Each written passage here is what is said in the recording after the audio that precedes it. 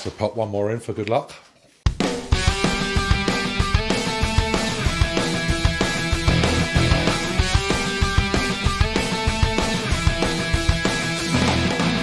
Hey Blankers, and welcome back to the second part of this podcast episode.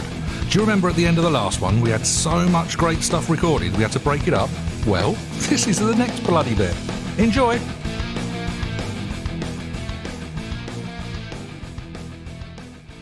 Well, good evening, Blankers, and welcome back to the second part of this podcast. We are joined, as is tradition in this second series, by a guest, and a local one at that.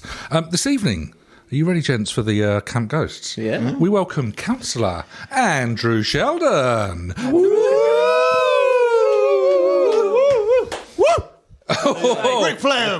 One of them was very excited. Well, How'd you go then? yeah, not too bad. Thank you very much for inviting me on. I have to say, you must be, surely scraping the barrel a bit, aren't you? Local legends, as a geezer who's not too bad at sorting out first water mains and potholes, you think, we'll have him on. Nice, Yeah, man. nice. Yeah. What we've done Everyone's got to do it. Yeah, by Needs to be calling done. you a legend, we're essentially looking for you to sort out the ones in our direct area Yes. first. Yeah. We're selfish, Well, yeah. Selfish I bought water a mains. notebook. Sit down, list them all out now. That I makes hate to great pick you up on listening, anything, wouldn't Andrew, but you said in sorting them out. But I think the reason we got you is because you get blamed for not sorting them out. it? I do. Plenty He of had time to go there. He had to go there. Plenty of time to cover that ground. Number one, is the door locked so we can't escape? Yeah, Are the dogs outside patrolling? it'd be no fun getting them if you did that. Would it? Come on, what's the point? So Yeah, of course. let's bring it back before you start haranguing guests, Phil.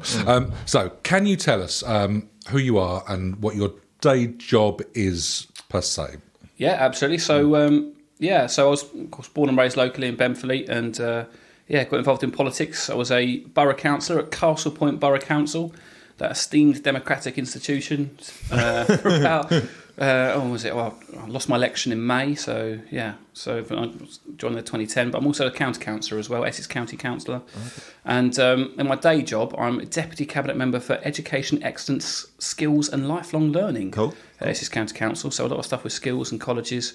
But then when I get home in the evening, I open up my inbox and it's nothing but potholes and first water mains. And, Mainly from Phil, it turns mainly out. from Phil. No, exactly. none from me. I just observe. Observe. Yeah. You're a You just pothole like the posts pervert. on Facebook with people love just raging on me, don't you? That's it. Yeah. No, see, that's Is not that it. how I you don't- got the attention? Is this Yeah, where it's so all came from? this is how I kind of got in touch you with you, stalking isn't it? around on Facebook No, so sites. we're part of it's the Benfleet community, isn't it? I think Yeah, we can Benfleet say, community which is a group. great little It group is, on very Facebook. well run. Which just and basically it was just you. Just in case they're listening. All I noticed was everyone calling you out and abusing you.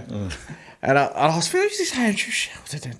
Going through it. But then I noticed you started to give a bit back. And I was thinking, he's giving. This is a bit of politician who's politely. got a bit. Yeah, no, but in a good way. And but, constructively. Yeah. but it was. I liked you actually. I thought, do you know what? He's giving as good as he gets.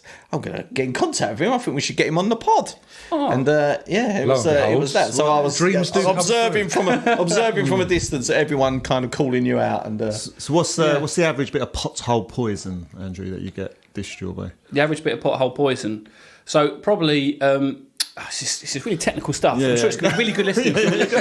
So in in with the big stuff. So in the wintertime, of course, because of the rain and the ice and stuff and the bad weather, there's always more potholes. And so to get around them all quicker, they do make safes, which is essentially just to make sure it's you're not going to burst your tyre on it. But of course, it doesn't look as good as a full repair. Yeah. Then everyone goes, what's that going to do? That's not going to save anything. That's going to come out in a few months. I was like, well, it's actually kind of designed to, and then we come back and repair it all later. But I try and get I try and get a message out every winter. But every winter, I need to just remind people, and it's not Whereas you would have thought it would have been an easier job because Yeah. everyone's in a good mood during Yeah. because it's Christmas. Surely Yeah. they're more charitable, right? Not so well, much. exactly. Everyone feels better in the summer. There's far less in the summer, I think.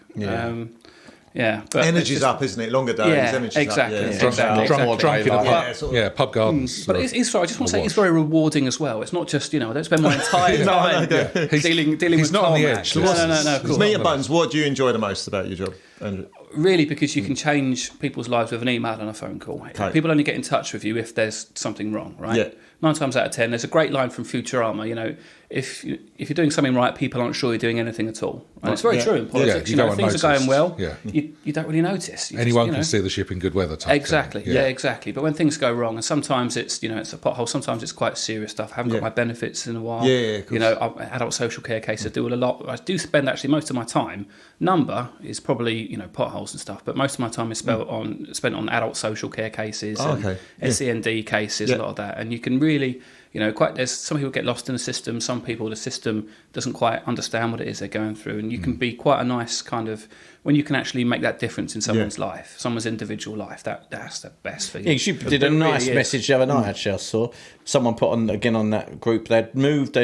She'd come from an abusive relationship, and they'd moved down this way, and they were looking for some help. And there was a few people, I think, questioning her and not being very nice. And you actually put a good thing on there and said, look, ignore the haters, blah blah blah. Bedfleet's a lovely community, and you actually put something like, if you need anything, contact me and I can help you out. Yeah, your wife really appreciated that. No, but it was nice. It was just like it was. Well, I mean, a lot of it is just one mistake normally. Sometimes people aren't used to, they get themselves in a situation they're not used to, and some people wouldn't think to. If you lose your job, some people wouldn't think, right, well, I should probably go on the rock and roll. I should probably look around and do that. Or, some people are perfectly happy relationship. In that lady's case, fell apart, didn't experience it.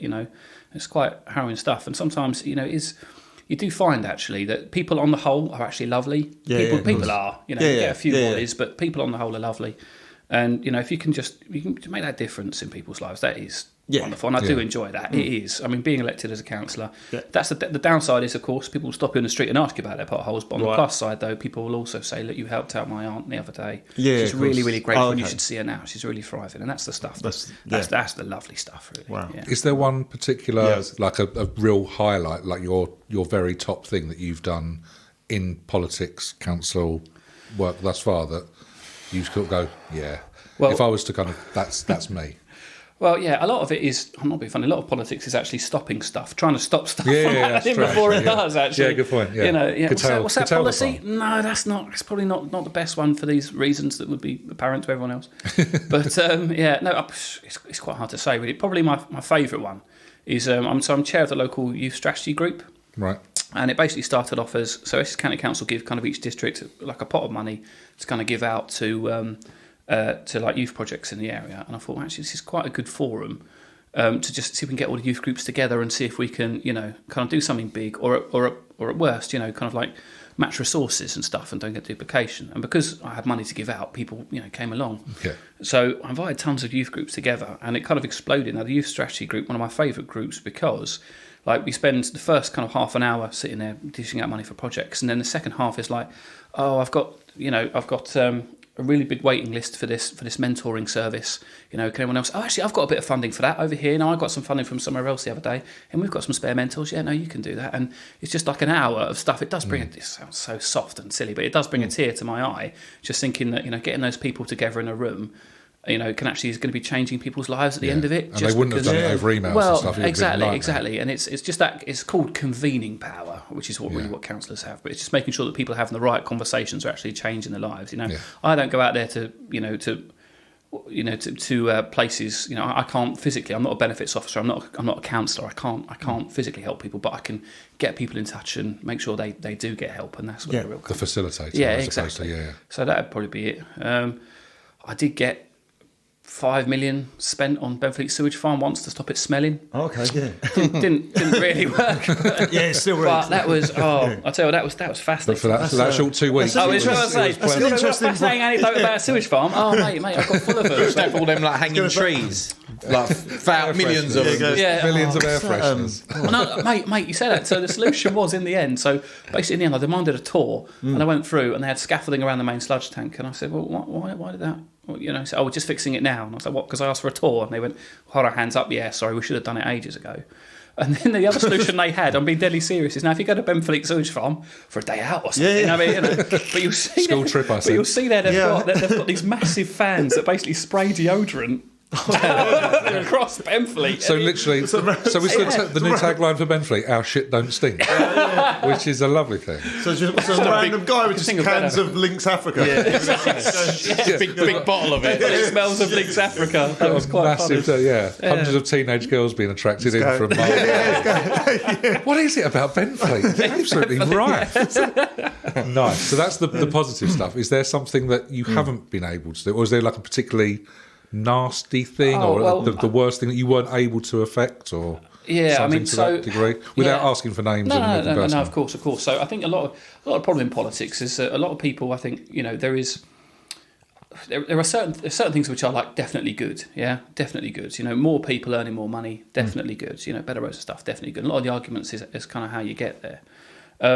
But so, for example, I pretty much lost my last election over an issue of Greenbelt, and whether you want houses built or not, the electorate certainly don't.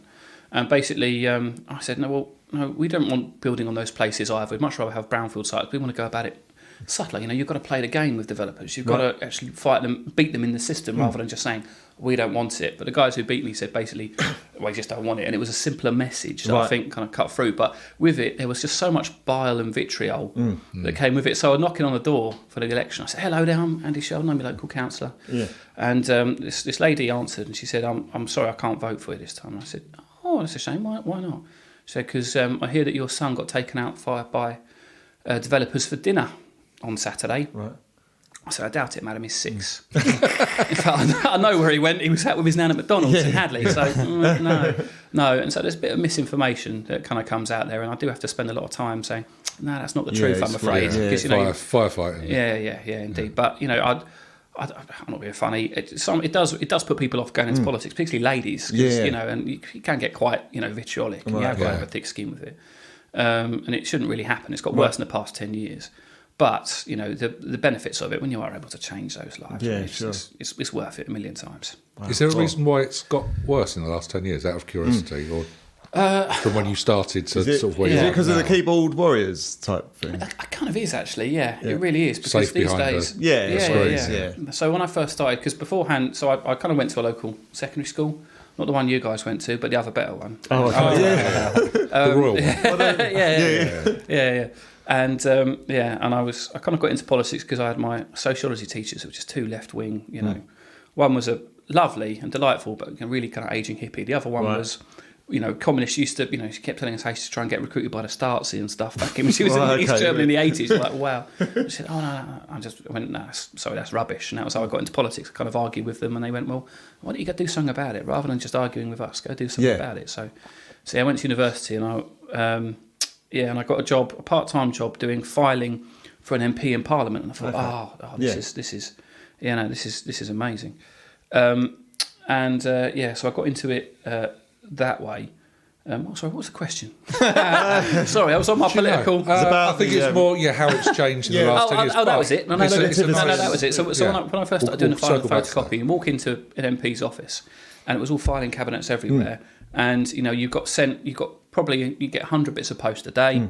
50 of them were quite serious cases, and 50 of them were like campaign stuff. Please don't support this policy or something.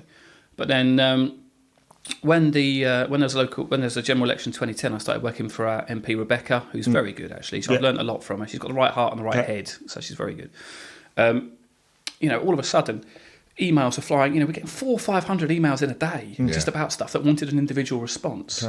And and with that, and in the past kind of 5 years, all of a sudden Facebook, during the pandemic actually is when it got really big, but all of a sudden Facebook has now come out to be the thing. And now all of a sudden, if you're locally elected, you're expected to be on hand on social media constantly. Oh, are you really? Yeah. Well, pretty much, and people, well, as you say, people call me out on social media all the time, don't they? And I do my best with it, but since then it's just you do find yourself going down to wells and and you do find people becoming us. And I think actually, local political parties and other political parties have got quite good at kind of perpetuating that echo chamber and moving it on. And so one person comments, then 4 people comment, and have you heard he also did this? Have you heard his son also got taken out for dinner by developers on Saturday? And it just kind of spirals out of control from there sometimes. But you just got to learn. My approach is I don't really engage with that stuff. If it's big policy stuff, I will, but otherwise I just focus on the trying to get them potholes filled for Phil. Yes. You just hope that there are people out there that are sensible enough to work out this is godless. And most people do. People will come up to me in the street and say, "You got we were grilling on the other day on Facebook, and all you're trying to do is help." That's quite nice. Yeah, I know. Yeah, I think it's quite sad sometimes. But you go on, Duh. I was just going to say, does anyone ever like privately DM you as well? Oh, constantly. Really? Only me. Yeah. Constantly. And they are those pictures are not required. Constantly, and that does. I mean, don't get me wrong. I'm out there to. It's old fashioned, but I'm out there to represent the people. I'm out there to serve them. So I don't, I don't mind how you contact me, but it's a bit of an issue because it's quite hard to file stuff in your files on casework. Even on whatever you've got a database just to go through. And now there's so many ways for people to contact you. Yeah, of course. You can't really keep track of them all, which is a problem. Was it on this platform or that platform? Yeah, was exactly. It You've got to keep it in your head and go through. So, how do you find the best way to relax? Like, because obviously it's quite stressful. Can be a stressful job at times. Yeah. So how do you relax and mind, sort of thing? Normally with a glass of wine at home at the end of the day, watching YouTube, I suppose. Same as 80% of the population. Or playing Mario Karts with a boy. Yeah, getting on the Nintendo Switch, playing Mario Karts with a boy. Got a 6-year-old son. Can you take him? Mario Karts. Yeah, constantly. He's got to learn. The hard way. Yeah, but he's exactly what it is. Give him another 2 years. Second, exactly, and then that's it. You have to revel in it while you can. Exactly. I'm not going to be long before he can't beat me, so I'm going to enjoy it. Yeah. I suppose the name calling and the the wedges are uncalled for. I'm not going to stop firing red shells at your son because otherwise you won't learn. Russian haircut. Russian haircuts. Can you talk about that anymore? I don't know. The world's a different place. We probably get cancelled for that now. All right. So you mentioned sort of about 5 minutes ago how you got into it. So was there always that? Was there a desire or an interest before one of your teachers went, stop talking about it and do something about it, or is that what really set the flame? Well, I'd always wanted to help people. I was brought up. So my dad was an army non-commissioned officer. He was a sergeant major. Right. And my mum was a police officer. So I'd always kind of grown up with public service. And I grew up in the Salvation Army at Hadley, which was a lovely place to grow up in. It really was. But I came out of my childhood really wanting to help people. But I got to school and I didn't realise at the time, but I had dyslexia, and so I did struggle a little bit at school. I would have loved to have been a doctor and actually, physically done stuff. But so I always wanted to help people, and I just thought, well, actually, if I can, I was always quite good at solving problems as well, thinking outside the box and doing that stuff. And I thought, why not? Why not give it a go? Why not stand for office and give it a go? And cool. So what was the route? What route would you advise if there were people out there that wanted to get into sort of local politics or up to county level? What route did you take? What route is now the best way to go? Now the best way to go.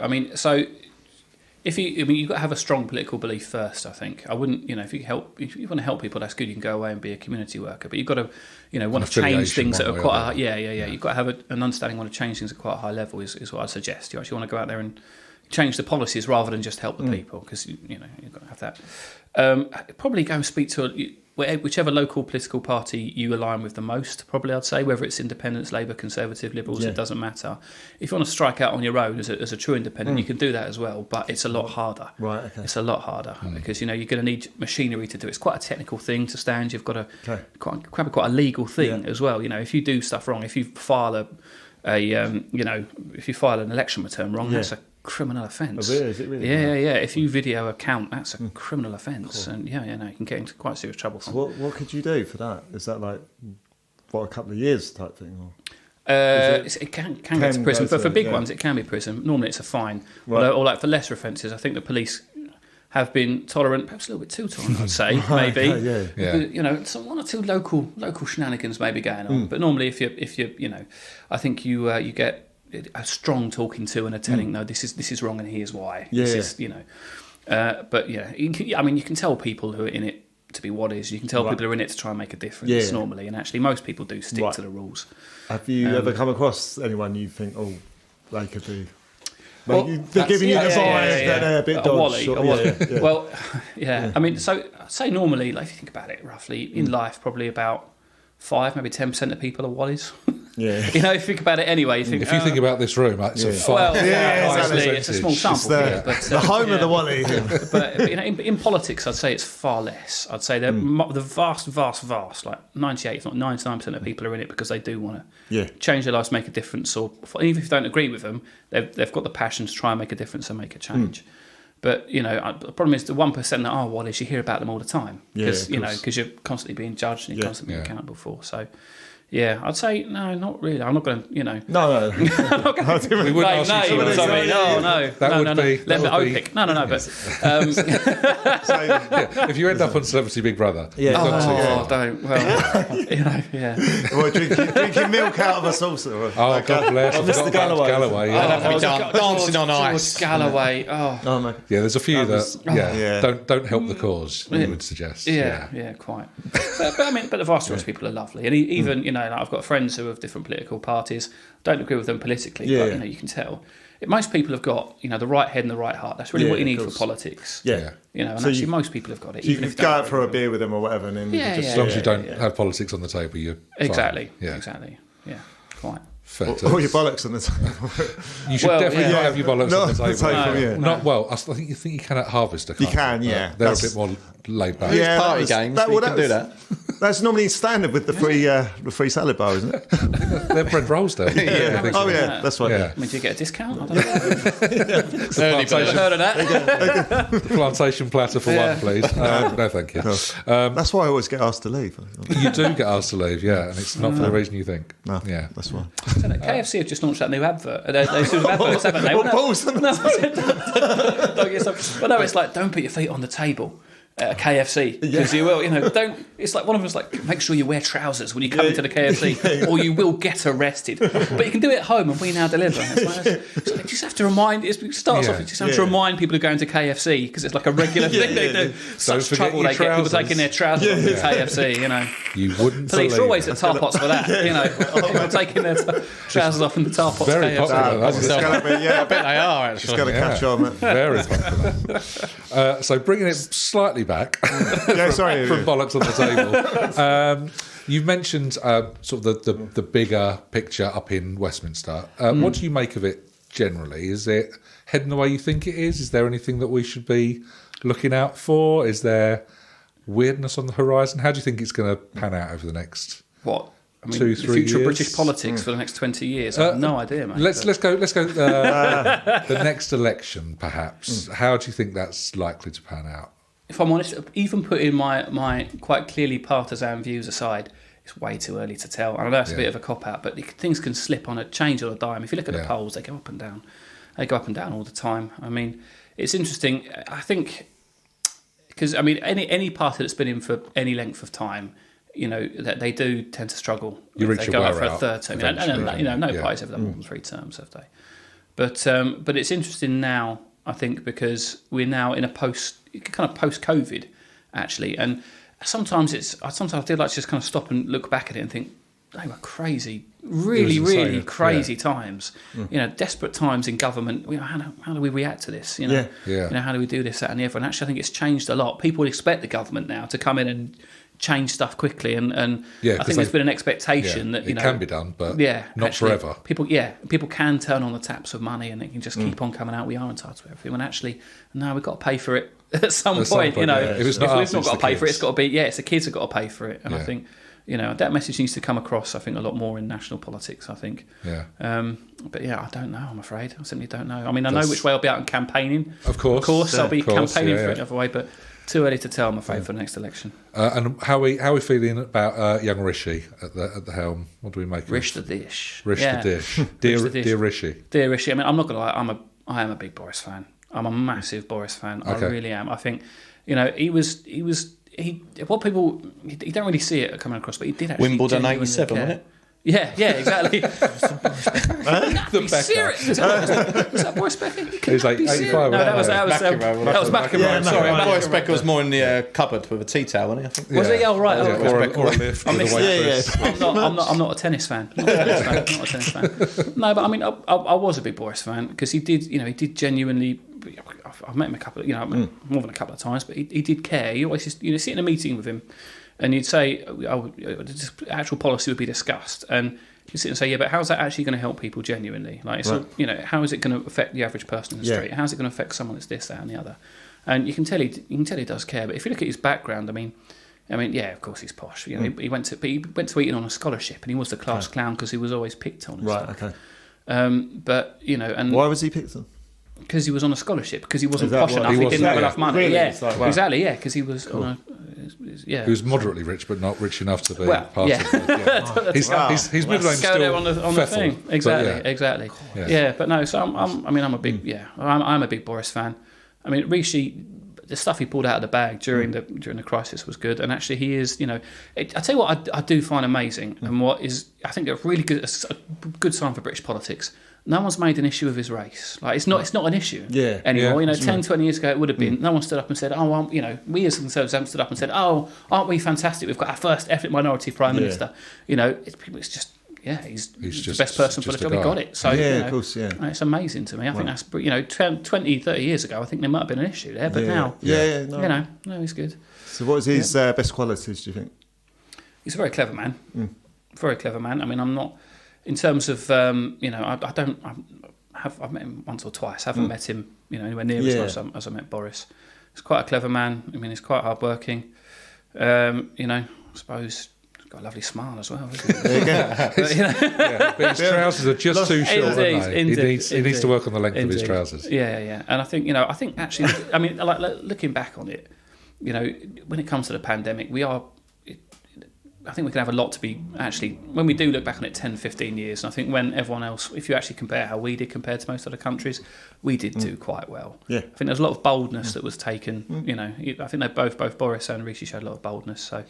Yeah, he's got the scruples when he's not scruples. He's always got scruples. Political saying he's got the balls when he needs them. So he's just gonna As long as they're not on the table. As long as they're not on the table at Harvester. At Harvester, absolutely. Yeah, or any other public table. Most restaurants frown upon it. Let's just say that now. The Wimpy. Oh no, Wimpy don't give a shit. They've got the better in the Pizza bun. Express. Yeah, exactly. So you mentioned Bojo. Yeah. I'm meeting him a few times. Anything classically Boris that you can tell us about? Oh, yes. Yeah. Oh, Here we go. Oh, Here we yeah, go. yeah. Here we Strap in, everybody. It's brilliant. So in the 2019 election, Boris made Castle Point his last visit, right? So just before, he was going to go back to central office with Carrie, put his feet up and watch the results come in. He made his last visit. He came to Castle Point for an hour. He did about the Kentucky. He heard about the KFC, yeah. He's all over it. Exactly, Right, yeah. exactly. He's all over it. He's all over it. It's not like KFC all the way back. But and he came down to Benfleet, and it's bizarre because whenever you get a visit from the Prime Minister, you can't tell anyone. So, but you've got to try and get people there, and you've got to try and local press and stuff. You've got to try and get people there. And Number 10 tended to do all of that anyway. So he came down for the campaign. In fact, no, it wasn't Number 10 at the time. It was Central Office during the election. Right. It's not Number 10. It's Central Office, Central Conservative Office. He came down for the campaign, and the first hilarious thing was we took him out knocking on doors in Benfleet, and it was wonderful because it's quite a heavy, sorry, Boris area, but it's just door after door. It was just knocking on the door, hello, I'm Boris Johnson. Oh my God! Yeah. Julie, come see who's at the door. No, who is it? Barry, who is it? It's Boris Johnson. No, it's not you, idiot. What? Oh my God, it's Boris. Oh, amazing. Oh, come in, have a cup of tea. Oh, I can't do that. No. Of course we voted for you, Boris. And it was just door after door after door. It was amazing. But in the end, I thought, because I was helping to kind of run the local campaign. Yeah. And I thought, I've got a brilliant idea, right, for the end kind of photo, right? The last photo of the general election. I thought, I'm going to make that. I'm going to have that. And so I got a Get Brexit Done lawn sign. Okay. And I thought, I'll find a front garden to put it in. Some residents who wanted it in there. And I thought, I'll get Boris to hammer in this "Get Brexit Done" sign, right? Hammer in the message, "Get Brexit Done." Anyway, so I got the sign and I thought, you know what, let's make this a really good picture. So I went and got a sledgehammer. Yeah. Right. And I thought, right, okay. And I was speaking to the central office people about it, and they were like, yeah, no, that sounds brilliant, fantastic, excellent. Yeah, Boris with a sledgehammer hammering in this sign, "Get Brexit Done." And so when we got to the house, of course, I didn't think at the time, but Boris has never held a sledgehammer in his life, quite clearly. Yeah. So I gave him the sledgehammer and said, right, Boris, like this, all these, all of the news channels all around, and I said to the, come on, Boris, hammer it in. And so he held it by the head of the hammer and was just tapping it in. I was like, no, Boris, do this, swing it. So, sorry, of course, swing it. But of course, all the photos have been taken by then, and so it's quite a famous photo. Like if you look around, I remember reading about it the next day on it was front page news in Japan. There's just this photo of Boris going, just holding it by the head, just tapping in this "Get Brexit Done" sign, this massive sledgehammer. sledgehammer sticking out the side. I thought, that was good. Oh, please tell me you got Peter Gabriel's sledgehammer. I did. That would have been great, wouldn't it? That would be, no, I did have a sing-song with him, actually. He came up to the association office and he went, he was so tired. He'd been on the campaign trail for ages and he went, I think we're onto something good here, chaps. We're onto something good. It's like that song, and me being full of adrenaline, he went, Herman's Hermits, woke up this morning feeling fine. And he went, song is special. Lovely, right, I'm off. And that was it. Yeah, exactly, yeah. Karaoke. Just singing Boris. Herman's Hermits with Boris Johnson. That's nice, a little acapella. Highlight of my career, cool, Not bad. And yet that wasn't your number one moment in politics. Yeah. Strange stuff. The most memorable. So what are your future plans then, Andrew? Do you want to go up to Westminster or? Oh yeah, I'd love to. Yeah. I really would love to, because again, as a councillor, you've got power to change lives, but as an MP, you really have actually. And working for Rebecca as I did, again, the power of her letterhead to change a life. Yeah. If you're a local council officer, if you work in a department, and you get sent a letter, a House of Commons letterhead, you're gonna set up and take notice. Sure. Yeah. And actually they do, and I learned, actually I wasn't too sure about it until I started working for Rebecca, and I sit there in surgeries with her taking notes, and she was so passionate about it, and she used to really sit there until sometimes quite late at night just getting these bits of casework done for these people, and they were so grateful. They're lovely letters. Right, okay. I used to write into her and I thought, actually I'd love to do that. Oh, okay. That's That's nice to hear. do that. So yeah, because you don't always hear about that side of things. No. But I mean, I'm not being funny. I need to earn a bit of money first, because like being a counsellor, people say, you're on the gravy train constantly. Right, okay. No, not at all. So is it not all posh lunches and scoffing at the oix? It may have been in the 70s, but These days. it's not. So 14,000 Facebook. Well, requests it's about- 40,000 Facebook stuff, and on top of that, you don't get any pension being a counsellor either. Really? So you get your basic, which is not that much. You don't get any pension. So it wasn't until during the pandemic I said to Nikki, my partner, I said, I should probably start planning for my financial future a little bit, because I've got to get. Turns out this is not the big payoff I thought it was going to be. This is nice. It's nice gripping topics, nice gripping content for your listeners, isn't it? Councillors don't get pensions. Oh no. So what would an average day be in the life of a councillor in that case? Well, my average day is quite nice. I do get to take my son to school, which is quite nice. So I go and do that, and then normally I would, it sounds weird, I'd probably have a little drive around Benfleet, speak to a couple of people, adult social care stuff, and if I go over a pothole on the way, I'll stop and take a photo of it, or, I remember, hang on, actually that person said I've got to go into the street light. And then I'll go to County Hall, which is in Chelmsford, lovely County Hall, and sit down, and it's just meeting after meeting after meeting after meeting about quite serious strategic stuff. Excuse me, and then and then it just randomly as well, just taking phone calls from people who've got cases and stuff, and then go home, make dinner for the family, do the washing up, put the boy to bed, sit down, do a couple of hours of casework again, and then have a glass of wine and watch YouTube. Yeah, Cool. pretty much it. Do it all again. And then do it all again the next day. Yeah, fantastic. Splendid. Oh, so it's not as painful as there's still a work-life balance to be. There is. To be and found. That is quite nice. And has You've that got to sort make of it.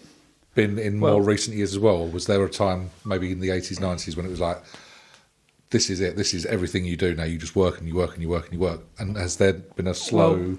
No, not really. I mean, because being a counsellor, it's one of those things whereby you really do take out of it what you put in. Because being a counsellor, the only thing you have to do, being a counsellor, to actually get your living allowance, right, is to turn up to one meeting every 6 months.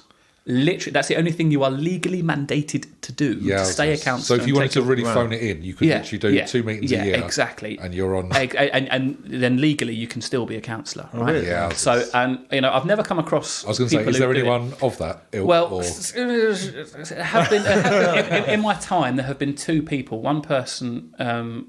I think just resigned just before the deadline. Yeah. And I think one person at Essex, I think, has just resigned as well. But normally it's because of a change of life circumstance, or invariably it's because they stand thinking they're not going to win and then don't realise to do it properly. Oh, I've got myself into this. Yeah, exactly. What the level of dedication it takes. Yeah, okay. So, yeah. That was a good wheeze. Shit. What, turn up for one meeting? Oh, lovely. Yeah, no. But oh no, who's this people? It's potholes. What is it? Yeah, quite. Who's this Phil Reynolds guy? Who's this guy? It's not my fucking case. Yeah. So Phil, did you want to? I'm not going to let you grill. I'm going to let you do that off. I don't do the grilling. I just observe. I don't actually. But I feel like there's something in you that's bubbling away. No, I don't comment. I like just watch. I like to watch. If you could get involved into Andrew and his son's game of Mario Kart, now that you'll be in there causing proper potholes in the road. See how you like it. Yeah, exactly. You're trying to see how you affects your game. Firing those bombs everywhere. But I mean, there was one the other week, and I was cracking up with this. And there was tar pots. Well, not cracking. It's quite serious. But how you got to blame for it, I do not know. When the lights at tar pots. So the left light turns to go left, so they all go left. Yeah. The middle lane, which goes straight across, the idiot decided to go across and hit a car, and then everyone's blaming you about the lights. I'm like, there is a directional arrow there, and actually, I tell you what, one thing you can't do as well is when there's potentially serious like traffic accidents, you shouldn't comment on it because until the police report comes out, so you can't really. Right. You know, you can't do that. But one thing I will say though is, I don't know. Since lockdown, the standard of driving has just got atrocious. I don't know whether it's just in Benfleet, but in general, people speeding, people. I don't know how that was your fault. It was. I was just like, why is everyone calling you out? What's he meant to do? It's got to be someone's fault, Phil. So I've got to stand there with a stop-go sign. I'll manually control that junction. Yeah. But I just couldn't believe this. Like, literally, all I saw was Andrew Sheldon. What are you going to do about this? Andrew Sheldon. And I was just like, what? And I looked at the video and I thought. I wasn't driving, and I don't control the lights. I don't know. Ask them to be better. Yeah, it was bizarre. But that's what I mean. When you see that, what's your reaction? You sit at home at night, you just see that. Do you just ignore it? I'll just be like. Well, yeah. You see, what I normally do is because some people switch off. Well, I mean, some people do it to make mischief. Like some people will just like to have a pop at me, and I think some people because politically they don't agree with me, and some people are just. Quite clearly, I'm someone who's fair game, and I get that. But what really annoys people is if they have a go at me, but then someone else says something, quite an honest and sincere afterwards. You know, like, oh, actually, I don't think that was him, but I've got this pothole in my road. Oh yeah, I'll be on that tomorrow. Yeah, cheers, bye. And then I just get more and more irate. And I'm like, why aren't you doing anything about this? And it's like, well, because I know you're just doing it to take the mickey. Really, I know you're just doing it to try and get me into trouble. So I'm not going to engage with you. Yeah. If you've got a real issue, I'll engage with you. But so. Yeah, I mean, it is interesting. It does, say local legends. I am now, people will stop me in the street about potholes and not much else, but, No autographs then? No autographs. Not asked me to sign something, but, As long as it's not an affidavit or something, you'll be all right. Like a passport picture. Yeah. Oh, you're the local councilor. Yeah, can you sign my passport picture? Yeah, of course. Yeah, Kissing babies? Hundreds of people. Kissing babies? No. Can't say ever kissed a baby. I think that's illegal now. Probably not wise these days. No. Jelly baby, maybe a jelly baby. No. But I tell you what, I tell you what is nice actually. Being deputy current member for education, I do get to do a lot of school assemblies, and I do love kids. Like I love, if I could, I don't have the patience to be a teacher, but often thought, I wouldn't mind being like a coach for something. If I had any inkling of sport, because I do like doing it. I used to, very tempted to become a scout leader or something, just to, because I quite like, kids having fun. The sound of kids' laughter is just lovely, and I do get to do a lot of quite fun assemblies. I mean, the teachers just must get so sick of me because I just want to get them all up and I'm like, okay, do it on the spot, let's do all of this, and it's good to keep healthy and active, and let's do some reading now and all the rest of it. But get them amped up and then. And then just say, right, I'm off. Have a good day at school, kids. And they're bouncing around the walls. Yeah, exactly. Yeah, that's quite good. Yeah, nice. I know it well. Perfect. So I think we've interrogated you almost enough. However, we did mention to the listeners that we had you coming on, and we were looking for some quick fire questions. So if you're available, they're a strange bunch, the listeners. No offence, we love you all. So some of these are a bit left field, but let's see how you get on. See, the best the blankers can give me. Come on. Exactly. So question number 1: is it possible to look into Boris Johnson's eyes without falling in love with him? No. It's impossible. Certainly for you. No. Just Flat no. Fair question. Do you believe in the beast of Benfleet? And are you aware of said beast? The beast of Benfleet. I think there was one in Rayleigh, wasn't there? I've witnessed it. In fact, it was over here, wasn't it? Like a massive cat. Yeah. It was. Yeah. I do believe in the beast of Benfleet. I don't believe it's a panther. I think it's probably a, more of a... Yeah. Dunno. I do. Fat I believe in the Beast of Benfleet. I do not have an established policy line on how to deal with them or indeed their actual true existence. But it will be on my to-do list. Yeah, exactly. Yeah. But by the he end might of the endorse me on a leaflet if I find him, yeah. Yeah. So the people of Benfleet are safer now, you think? Oh, Or, yeah, absolutely. It's moved on. Won't be like George. It's hibernating. Like George, you got to hire a trained killer to come in. It's gone on to Canvey now. Yeah. So That's perfect. We'll just That's fine. break the two bridges and we're fine. We'll flood it. Question number 3. Is it acceptable at any point to sleep in a skip? No, it's not. For the simple reason it could get taken away. And that's you a don't know good what's point. in there either. I mean, Well, some nights me. but seriously, no. I mean, don't ever. You do hear these awful stories about people kipping in bins, and then they get, they get woken up in the morning by bin men. You just think, oh, yeah, it's just a bit too close, isn't it? Good enough in the back of a bin lorry. Don't ever try it, kids. Don't ever try it. Wise words. If you do go out, have a good night. Get a cab and go home and be safe. On a sliding and scale. And please don't drink too much. Oh, crumbs. Yeah. Oh, God. He's burying himself. He's digging. Quick, move on. I love the fact you said as well, kids, Andrew. Like, they're all going to be listening to this podcast. All the kids getting smashed and going out. Oh, No, go home. but he also said go home. Now we know. We license cabs for a reason. Sorry. For the next maybe school assembly. Maybe. Just say no. Don't sleep in bins. Don't sleep in bins. Or skips. Get loads of t-shirts. Don't sleep in bins. Sleep in There bins. must be some form of a cappella song that we can create off the back of My this next as well. big publicity campaign. We'll work on this. The next question actually follows on from a musical perspective. The question is it true you've released a hip-hop album called Dropped Curb? No, it isn't. If anything, it would be Make Safe. That would be my hip-hop album, Make Safe. Make safe. Yeah, you like that? Make Safe. Because Yeah. most pothole repairs are just make safes. The permanent repairs come later. Would you go full and bling and what would be your get up, Andrew, or would you just rock it as your... Oh, shell suit. Yeah. Shell suit and, But probably with a shell tie. suit. But just with a to tie. keep it smart casual. Exactly, Yeah, but with a tie and an Essex year of reading badge. Oh, yes. Oh, now that's the bling everyone should That be sporting. is the year of, Where can people get one of those? At your local library. Oh, At your yes. local library. As well as access to books and all the other information you need. Anyway, sorry. Nicely done. Thank you. Next question. We've got a couple about the local area. Is it true that Hadley Castle is actually an inflatable one? No, it's made of stone. It is. It is. Confirm I that? can verify it's made of stone because it hasn't blown away yet. Well, I'm glad you Thus far. I have tried jumping on it a couple of times. I've never but been sure to be.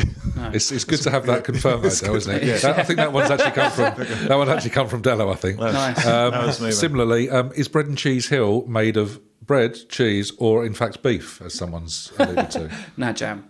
It's It's jam. No, so I don't know where that comes from, Bread and Cheese Hill. I think because it said the pub at the top. Apparently, legend has it used to be like a way station or something like where we used to just question people to see if they were foreign by asking them to say bread and cheese. Apparently, I don't know whether that was in the war or something. To say bread and cheese? Yeah, apparently. Because I don't know at the time whether it was an accent thing and you get charged if you kind of, you're a merchant coming out of, coming from Sussex or somewhere or, or Scotland, but if Scotland, a lot of kilt merchants making it down to the Castle Point area. Yeah, but apparently there was like a thing at the time we say bread and cheese.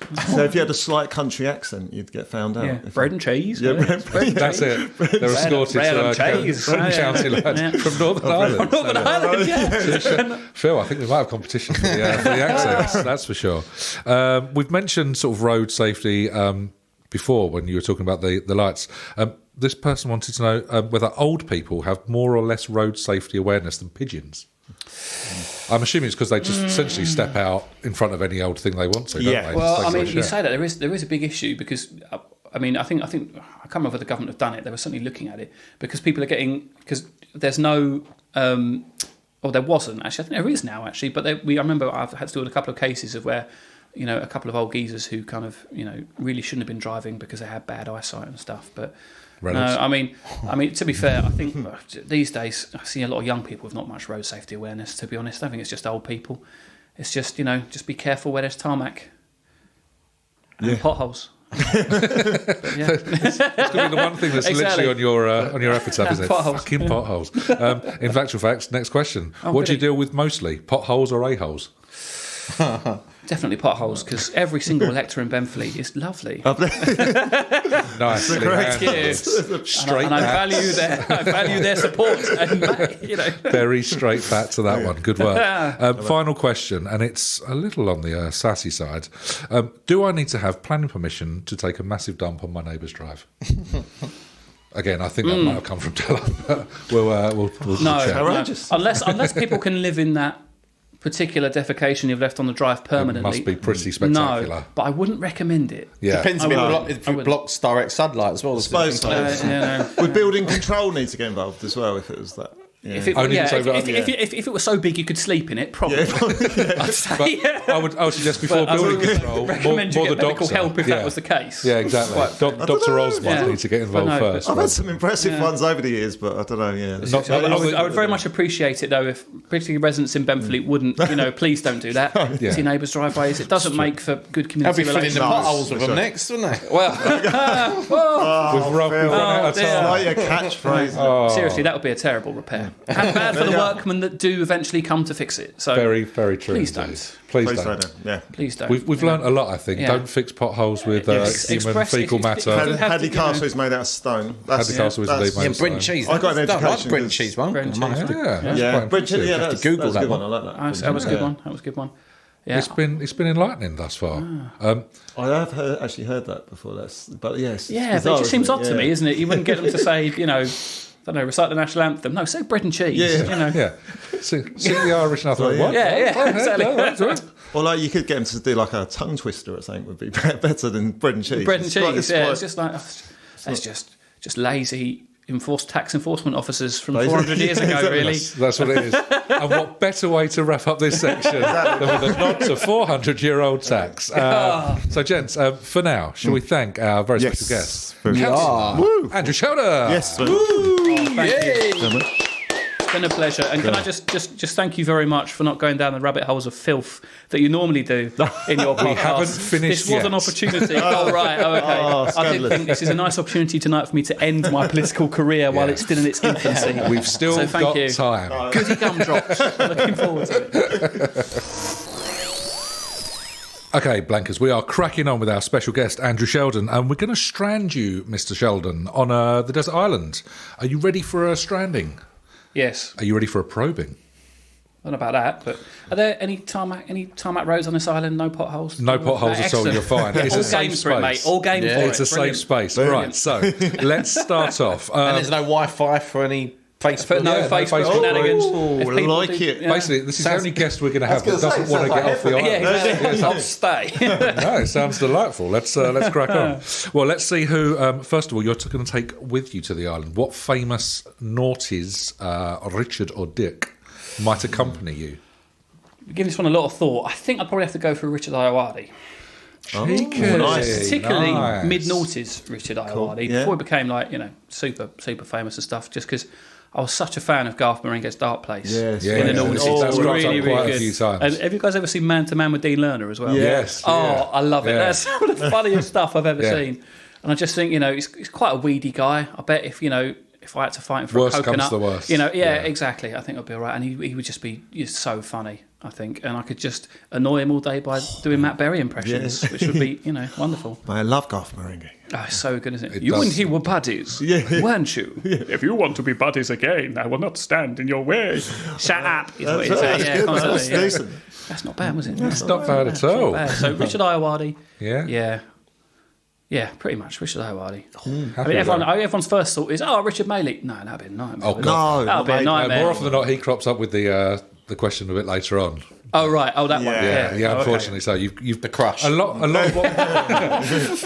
what works out is comedy works essentially because you don't want to be depressed and bored with anything. Or exactly. pop stars seem to be like rock stars. Well, anyone who's not going to do your head in for cause Yeah. That amount of time. yeah, Yeah, you don't know how long you're on this thing for, do you? Very much so. That's the thing. Yeah, Exactly. voluntarily it would appear for quite some time. For a I think, and he's funny, but he's also quite an introvert, so it kind of works. So, if Yeah. you wanted your own Quiet time, you periods. could Yeah. sort of He's quite a clever guy as well. He was Clever guy, Cambridge yeah. Footlights, wasn't he? So Yeah. Yes, yeah. knows his stuff. Makes a lot of sense. Yeah, Can't exactly. argue with that. I mean, we could come up with a script. could have, There's definitely got to leave be politics, a six-parter enter script writing. Yeah, exactly. Definitely. I'll do that. Like it. Nice. We're happy with that. So, if you and Mr. Iowadi, at the end of a long day fighting over coconuts, what movie might you snuggle down to at the end of the day to watch on repeat over and over again? Richard Iowadi. From the noughties. From the noughties. It sounds like a bit of a cop-out, but probably Casino Royale. For the simple reason that I remember just the hype about that film coming out and like the reset. And, it was... Because even me, I'm a big James Bond fan. I used to watch it like every Sunday. After a Sunday roast, I'd sit down and get out VHS and watch a bit of James Bond. But even like the last film... Like, it was quite clear Austin Powers had just ruined James Bond. Like, truly ruined James Bond. Yeah. And I just thought, and just when it came out and just watching it was just such a relief that it was good. Like and it was taking a different direction. Yeah. Just that opening scene, where where he goes and he has to assassinate that guy and, don't worry about it. The second one is, poof. Yeah, it is. Oh, classic. Beautiful scene. Watch that again and again. Yeah.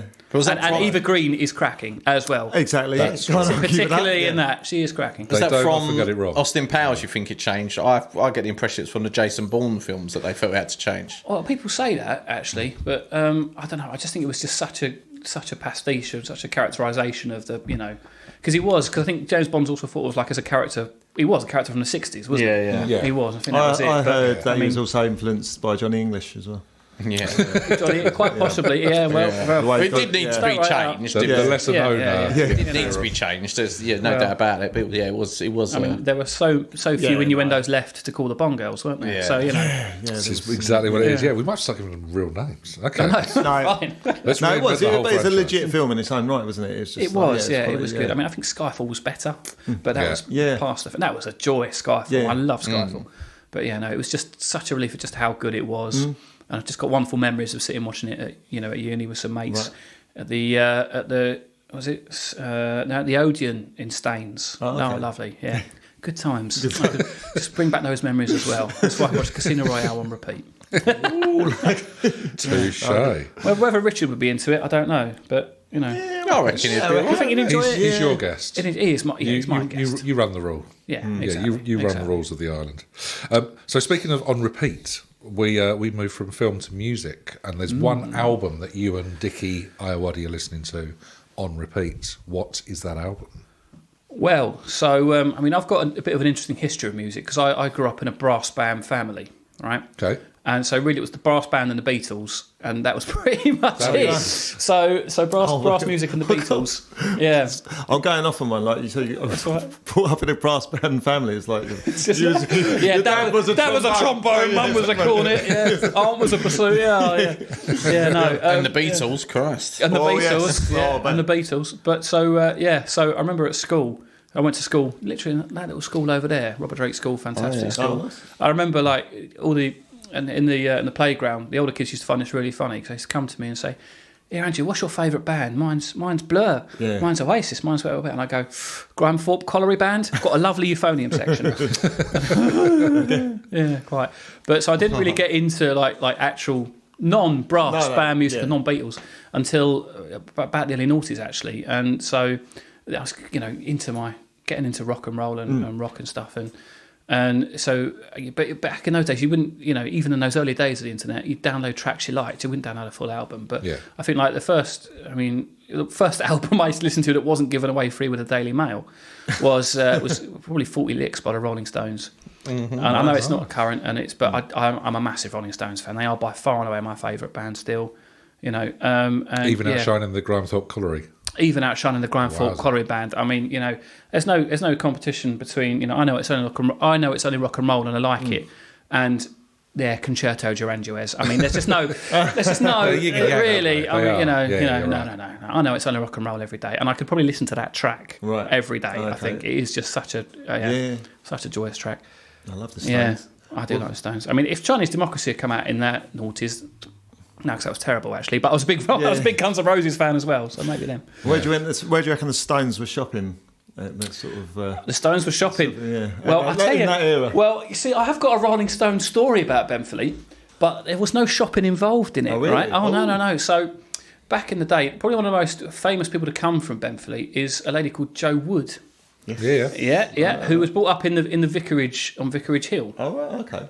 And the vicarage, it's like one of the 4 houses in Benfleet that wasn't built in the 1960s. It's kind of like, you look up that castle thing on your left as you go up Vicarage Hill. That's the actual vicarage. And so she was the vicar's daughter. Oh, right, wow. And legendarily, Ron would come, and he was infatuated with her, would come and, take her out on dates and stuff. And he'd tell his vicars, oh, no, it's okay, don't worry, I'm taking her out to the cinema, I'm taking her out to a party or something. No, apparently, legend has it, he had a flat above the Co-op on Benfleet High Road. Yes. So it'd say, Ooh. So every time you drive past the Co-op in Benfleet High Road, those 60s flats, you think, oh, Ron Wood. You dirty man. Vicar's daughter. In there giving her 40 licks. Yeah. Thank you. Oh, he's a generous lover. Well, that album wasn't compiled till the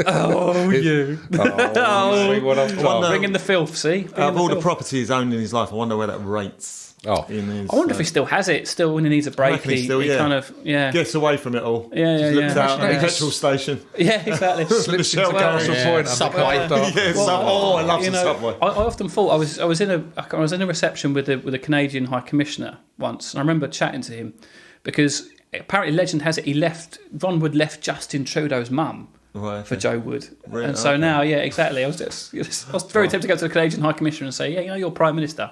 He's never going to come to Benfleet. He wouldn't like that. He wouldn't just a reminder of the life he could have had if he was the stepson of Ron Wood. Wowzers. Yeah. I need a placard outside. I would love a blue plaque out there, but I think you'd have to, prove it. Yeah, exactly. I often thought if ever I got to meet him, I'd ask that. Do you still have your flat above the Co-op? Is that true? That would be great. Yeah. Just a reaction. What? Oh my God. Takes him back. Wow. It's a fine album and a great story as well. All right, so we've moved from people, we've done film, we've done music. How was your fashion sense back in the noughties? Pretty awful. Excellent. If I'm honest. Join the club. Awful. Join the club. I was nothing but jeans and hoodies. I wasn't so much into grunge. I mean, well, yeah, of course. Now, but you rock the look. You look sophisticated. Sure, I didn't. thanks. I thought, how can I rebel?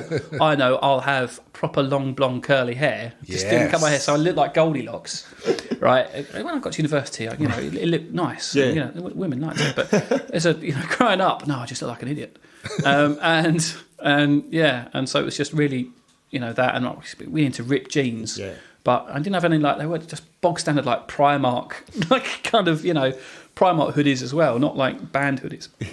So probably I'd wash up on this desert island in some really cheap Primark jeans, fake rips with a fake generic hoodie. Yes, please. I don't think I know any. Did anyone really rock it when Do they we was know growing anything up? different? No. No. Find a look But and stick now with it though, as well. I tell you what, now though it's weird. I do feel it's because I have to wear a suit so much now because I'm always on. I feel my most comfortable in a suit. Yeah, do you feel underdressed if you're not? I do. It feels like my battle suit. I can go out there and get stuff done. And What about bedtime? Pyjamas, but what I do is I take out the excellent year of reading pin badge from my suit just in case it jabs into my partner. Apart from that, yes. Oh, that's really. Snack. I don't wear a suit in bed. I take my shoes off at least. It's not an animal, Dale. It's not an animal. Of course. Regardless of what they say on the Facebook group, it's not an animal, isn't it? All right, so fashion covered, tick, tick, tick. We move from that to the fairer sex, potentially, and your naughty's crush. Anyone floating your boat back then? Well, I'm quite lucky in that actually one of my main naughty's crushes I've ended up with now, which is lovely, isn't it? Oh, no. He scored points. Girl a there. few years older at school who once famously turned me down in the brush because I was too young. Famously turned me down in the pink toothbrush in Rayleigh. Oh, God bless the I know. I And then bet that doesn't come up at all, does it? and then a few years later, actually, it's kind of a funny story. It's not because... kind of a funny story. Well, I don't know. We'll see. But so I met her again when I was at the. They were opening a new wing at Civic, and actually she used to work at Civic. Okay. And I remember going in there, and with Rebecca, because Rebecca was my boss at the time. Rebecca Harris, the fantastic MP, she was cutting the ribbon, and and they all said, and now the principal is here to give the address. And the principal walked in, and she walked in behind, and it was all silence. And I couldn't help it. She walked in, she just looked gorgeous to me, and I let loose the most Sid James. Whoa! You ever had? What a crappy bit of silence. It's got massive. The MP just jabbed me in the corner. And that won her over, did it? She just got like this in the corner of the room. And then I started talking to her afterwards. I thought, I'll make a beeline for her. I started talking to her about how good my pension was. Turns out when I reviewed it a few years later, no, it was rubbish. It was terrible. But there you are. Didn't from my other work, not my council work, because you famously don't get a pension being a councillor. Yes. Indeed. No bitterness. So that was nice. But I mean, younger years, So I don't know, Michelle Trachtenberg, probably, who was she was in Eurotrip, and she played Buffy's younger sister in Buffy the Vampire Slayer. I mean, Shannon Elizabeth as well. Lovely lady. Lovely, she's fantastic, and she's a very good dancer as well, because of course she very famously was on Dancing with the Stars, wasn't she? So she was good. I mean, Heather Graham from Austin Powers. Coming back again. Should be good. Or just, I still am a massive Trekkie. Right. Like a proper massive Trekkie. Next generation. That's why, apart from, my good Christian upbringing, that's where I get my morality from, from Jean-Luc Picard. And just Jerry Ryan is 7 of 9. Yeah. I mean, if you were 14 and you saw how did you feel with the new Star Trek films, or say the new, but like the recent-ish ones? The films, I mean, I think they're fine. I mean, it's not as good as The Wrath of Khan, but disappointed with the first 2 seasons of Picard. This third season, really enjoying it. Okay. Really enjoy. I recommend it. Right, okay. I do. You have to give it a whirl. I do. Yeah, it's brilliant just to see the cast back together. And actually, Jonathan Frakes really steals the show. Oh, okay. He does. He's just excellent. I mean, poor old Patrick Stewart's getting a bit old now, so some of his acting is a bit. He's rocking up in Yorkshire tea adverts. He's smashing those though. To be fair. He is, absolutely smashing them. In fact, Sean Bean. He doesn't need to do it. Yeah, exactly. Don't even miss it. Someone's phoning that one in, isn't they? Don't even miss that scene, Bean fella. Nice. Well, plenty of choice there for the. If I had to pick one, definitely the lady I'm with now. There you go. Oh, who I had a crush on in the noughties. Very good That's work. very sweet, man. You've done well there. The only guest that's chosen that as well. The rest of the guests, absolute filth. The last We edit out Barry because he makes us look weird. Phil had a list as long as your arm, didn't he? Just get going and goes like a scroll. All right, let's move away from the fella sex and let's talk about who might be winding you up on the islands. Was there someone in the noughties that really got you go? We've had Richard Madeley mentioned. We've had Jim Carrey because he's just always on. We've had Mr. Motivator mentioned. Various others. That kind of always loony, just forever, 24/7 on. But the choice is yours. A bit political, probably Lembit Opik. Nice. I can't stand the guy. I mean, it's just a complete nutter. Like someone who's just after. For me, I don't really think he's interested in politics. Just after it for fame himself. And what possessed him to marry a cheeky girl?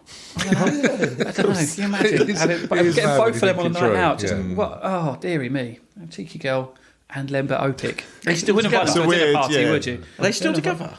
I don't think so. I don't think so. I'll You be wouldn't invite them shocked, to a dinner party. How we could tell them apart, I have no idea. Her and his sister. But Maybe that's why I did it. Yeah, Doubled his odds. I always find that find that an interesting one. Yeah, just what If you possessed got her to go for identical- Lembit Opik either. Sorry. Yeah. Oh, yeah, the pinnacle of, exactly. A 50-year-old liberal, sandal-wearing, crazy MP. Even.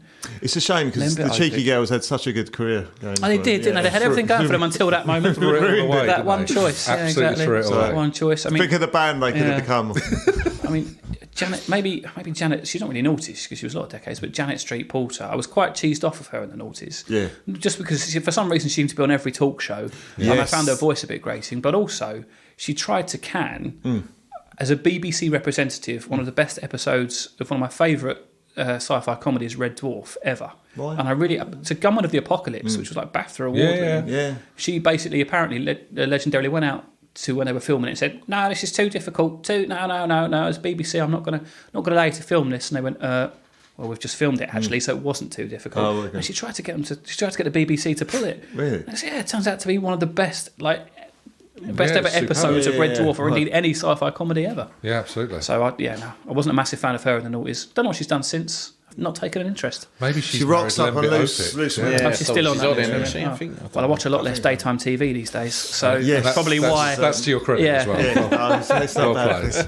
Yeah, well, both of those are very good choices for the wind-up section, certainly. So we move on to the final question on the islands, and it's the big one. Two-parter, as ever. So a pot noodle washes up on the shore of the island. What flavour are you hoping that pot noodle would be? And what noughties boy band member might you fight to the death to secure that pot noodle? Again, we've had members of Hanson sort of propose. We've had a lot of Take That, a lot of Westlife. I'd imagine a lot of Take That. Yeah. But again, I mean, the floor is yours. In terms of pot noodles, probably beef and tomato. I'd say I'm happy with anyone that isn't the ultra spicy one. To be fair, nice. So probably beef and tomato. Solid. I wouldn't be fussed, to be honest. Any pot noodle would do. Pot noodles over potholes any time. Thank you. Yeah, and which I don't know, boy bands. I have no idea. I mean, it's any of the members of Blue, I suppose. Very true. I don't know. Yeah. Of course, being a politician, being someone fundamentally against violence, unless it's sanctioned by the United Nations or some other legitimate international body. Yeah. I'd of course try and broker a deal first. Of course. Exactly. But if I really had to fight, if they were just insistent, and if Richard Iowade had my back, then of course. Probably any of the members of Blue. You two would be a formidable opponent for anyone, but certainly the I boys. sincerely doubt. Weirdly, I can't see you taking on Blue, given your political leanings. But there we go. Well, yeah, I suppose, but it's got to be done. It's got to be done. It's got to be done. Yes, of course. Yeah, their colour is related to my political leanings, but their music's terrible. So that will win out. That You're would, right. yes, I'm politically partisan, but I also have ears. So you wouldn't do a campaign with All Rise at all? No, I certainly wouldn't. Certainly wouldn't. Imagine if that is someone just went, this is the track for you. If the party ever does it, I might leave it. I'm walking away. That was another song, wasn't it? Now we're into a terrible Blue pun. Let's move away from this. Well, that was the final question. Some very good answers. Very good. Quibbles from you, gents? No, that's good. All stacks up, doesn't it? Yeah, some nice ones. So nicely done. Don't you also ask your other illustrious guests? Oh no, if there's anyone you wouldn't want to be stuck with. Oh, sorry, no, we've done that one. Kind of gets sorry. Yeah. Oh, you get to that, do you? No. So I did that one.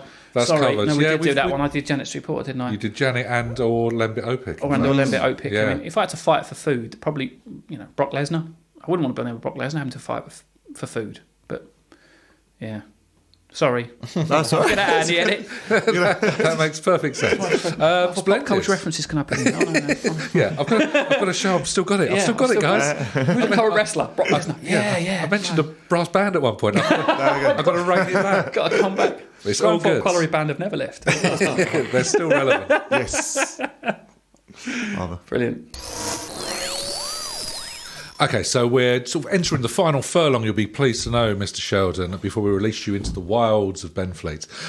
But we just wanted to get your opinion on the 90s and noughties sort of generally, really. Was there anything in particular that stood out for you?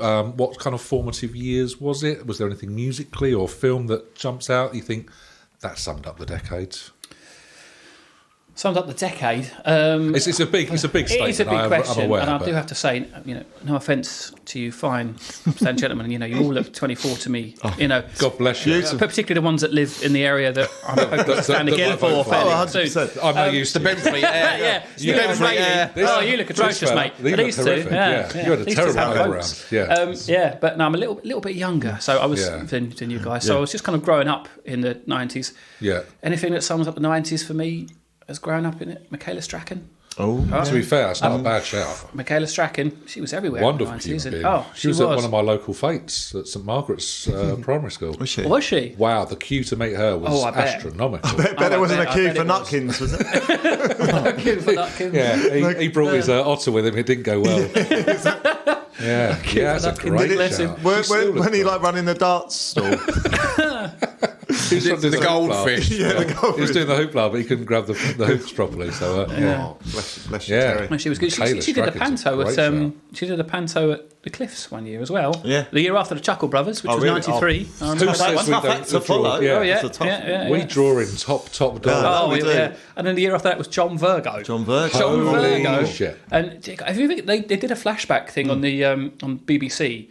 Like some of the 90s stuff, and they actually showed an episode of Big Break. Yeah. Now I remember sitting around with my family watching that, thinking it was good, wholesome family fun. You watch it 7 o'clock on a Saturday or a Sunday. Yeah. It was 7 o'clock. It was and it was such a good theme tune. Was it Chaz and David did the theme tune? It's only a game, so you better believe I'm right. Yeah. Brilliant. Yeah. The beach thing. But you look back now, you just think, oh Jim Davison, you did crack onto every single female guest. It's a wondering. Quite an inappropriate way now. Well, was that the gig that brought him? Yeah, that was the back tagline after as well, because obviously everyone knows his history, and it was his big break. And his big break with the BBC, so they spun it into that. Because I remember it. And then, obviously, he went, say not legit, but he did that. He did the went Generation game. Sort of a bit more, He did. And then, obviously, when that turned out to quite be a massive racist. big open, Who knew? Have a big bowl of racism and, bigotry again. We all knew. Yeah. He had it in him. Then he was in Cinderella and all that. But yeah, It was the 90s for you. Delightful. Sin Wholesome. with an S, capital S. What a lovely woman. Oh, still hold a torch for Michaela. Oh, yeah, me too. If I, I was more Sarah Green. No, don't start. I got a letter from Sarah Green about my handwriting because I wrote them a letter. Did you? Going live, yeah. What? That was like... National handwriting competition. Oh, really? Yeah, I got a commendation. I thought you meant Did you write in the letter? the content was filth, but the handwriting, lovely. Between you and Michaela Strachan. Did she comment on it because it was after your fifth wank? It was just so bad. Oh, we were just saying off mic that we've been all... I couldn't help it. wholesome. It was just like... And then you drop in me What's this Tipex all over this? furiously Spelling's going to town. terrible. Doing it with my wrong hand. I have to write to this boy. Yeah, I have to write to this boy. But yeah, she gave me a commendation letter about my handwriting. So, Oh, well done. Yabu sucks to you all. Yeah, Sarah Green. Why isn't that not in your front... Well, wasn't it? It's in my house? CV. It's Yeah, my okay. front. It's my mission statement on my CV. Yeah, absolutely. Anything else that I'm going to bring this back somehow from me masturbating over Sarah Green to anything that To the 90s. I mean, yeah. So if it's formative years in the 90s, yeah, they're a bit more our cup of tea than yours. Yeah.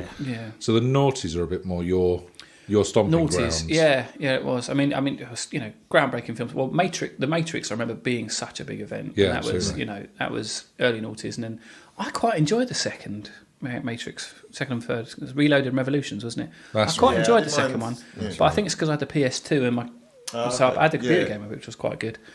I mean, when I think of the noughties in terms of popular culture, I mean, I got a PS2 and I remember playing, quite an inadvisable game for teenagers or indeed anybody to play.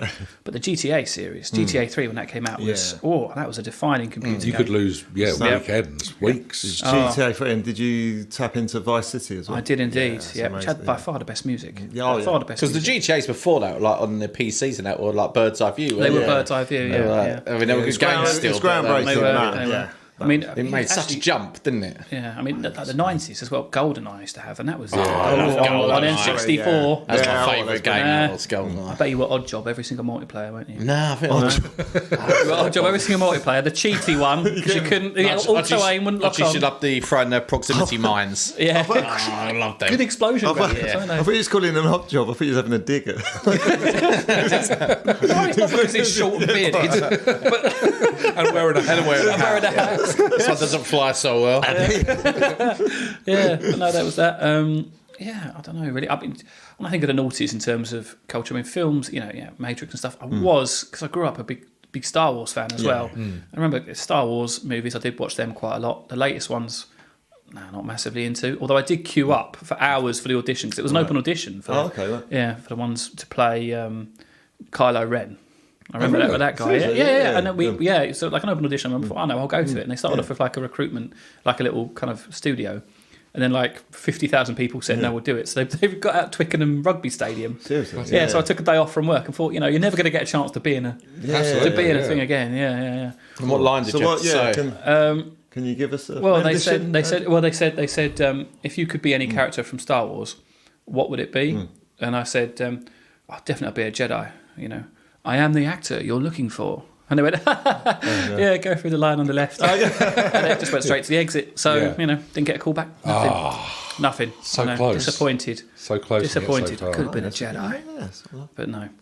Yeah. I did watch a lot of Mighty Boosh, actually, in the noughties. Because it was the Boosh. Yeah, it was the Boosh era.